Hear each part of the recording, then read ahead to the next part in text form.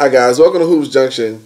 Today we're talking about Kyrie Irving's comments about the Cleveland Cavaliers being the team to beat in the NBA. And to that, I simply have to say this. I want to know what he's been smoking, what kind of Kool-Aid he's been drinking, because I want some too. For him to even utter that, when his own leader, LeBron James, was saying that we're not close to where we need to be to win the championship. It's crazy. If your best player on your team is saying that you're not ready, you think you're ready. What makes you think you're ready? You never won a championship before. You've been to the NBA Finals, played a couple games, but you never won the NBA Finals. And Cleveland Cavaliers haven't won a championship in how long? So what possesses you to say that? You know, and the media is gonna gobble it up. But honestly, I feel like this false sense of bravado is coming from the fact that they're in the Eastern Conference. The sad part about it is this. LeBron James has owned the Eastern Conference for, I want to say, 7 or 8 years now. It's just like whatever team he's on, they're the one that goes to the NBA Finals. And you know, like, Kyrie Irving could ride on LeBron's coattails. He could feel confident and comfortable because he knows, okay, I got LeBron, so I'm going to get a little special treatment with the referees. We're going to run a couple of games based on, you know, foul calls and things of that nature. You know, we have LeBron, so we have that edge. But if you put the Cavs team in the Western Conference, he wouldn't be saying that at all. We're the team to beat. The only reason he's saying that is because they have a cakewalk to the NBA Finals. And that's really sad to have a cakewalk because whenever, like last year, they had like a nice easy cakewalk. They beat the Bulls in 6, sweep the Hawks. Who else did they play? They sweep somebody else. I want to say it wasn't the Hornets. It was a different team. But they had such an easy cakewalk. When it came down to playing the Golden State Warriors, they were able to give the Warriors some competition in the first 3 to 4 games. 3 games to give competition. They were up 2-1. Pardon me. Everybody was excited. They felt like Cleveland was going to win it.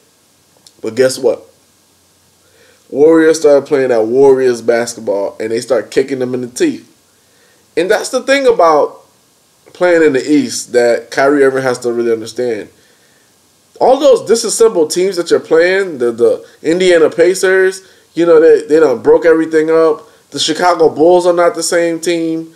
The Miami Heat are just starting to kind of form, but they're not even like 100% because Chris Bosh is out. You're playing a whole bunch of teams that are not at 100%. Now, when you go to that Western Conference, or if you make it to the NBA Finals and you play those teams, you're playing teams that are loaded. Warriors, loaded. Spurs, double loaded. To me, I think the Spurs have like a better roster than the Warriors, but the Warriors just have Stephen Curry and Klay Thompson, which is the best shooting backcourt ever, pretty much. So that just outweighs and outdoes every other team. But to feel like you're the team to beat and you haven't won a championship already, you just been to one Eastern Conference final, you're still trying to get your identity. Your team is 23-11 on the Tyronn Lue. Under David Blatt, the team was 30-11.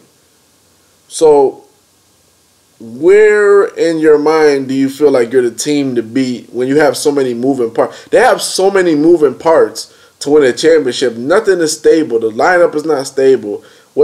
Their gameplay isn't stable. Their pace is awful. See, they're top 10 and everything else, but their pace is awful. The way they're dishing the ball is awful. And why would you say that? Why would you put that kind of target on your back? Because now what's going to happen is all those teams that you felt like were going to be a cakewalk, those Indianas, those Detroits, those Bulls, those what other teams are out there? You know, those Hornets, cakewalk. Now they're coming for you. You just put that target on your back.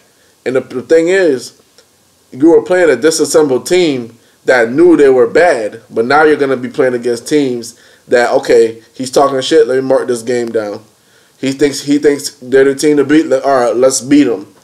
And you don't want that if you're the Cleveland Cavaliers, because the longer drawn-out series you have in the Eastern Conference, it means that when you go, if you go to the NBA Finals, you're going to lose in 5. What really helped the Cavaliers last year was the fact that they were beating teams like easily, sweeping teams, beating them in 5, beating them in 6, stuff like that, real quick. But if they have to go through long, drawn-out series after long, drawn-out series after long, drawn-out series, and these comments are the reason for it, because trust me, there are still some guys that have a little bit of pride. Like Dwayne Wade has pride.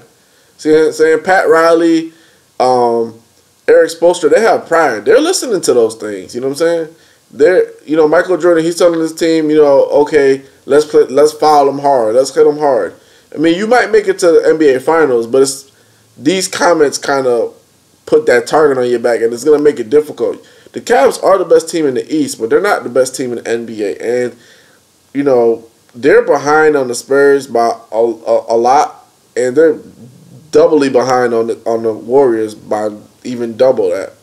You know what I'm saying? I feel like the Cavs, if they play the Spurs, that'll be a better matchup for them, because it would give them a sense like that none of that demoralization of those 3-pointers coming from Curry.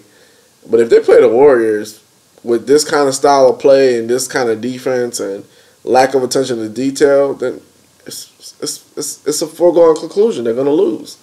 They're going to lose. But at least the Spurs, they can make it interesting, but they'll still lose against the Spurs because they've been sitting Duncan, and when Duncan gets in the post, it's over. Kevin Love can't guard him.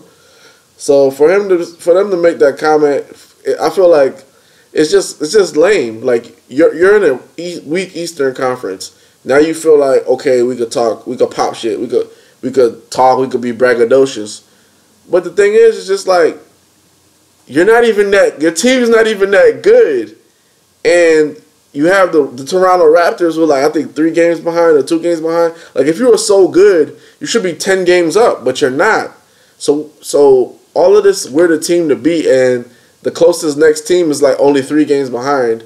It's just false bravado. It's not good on Kyrie's part. I like Kyrie a lot. I think he's a great player. I think he's a great person.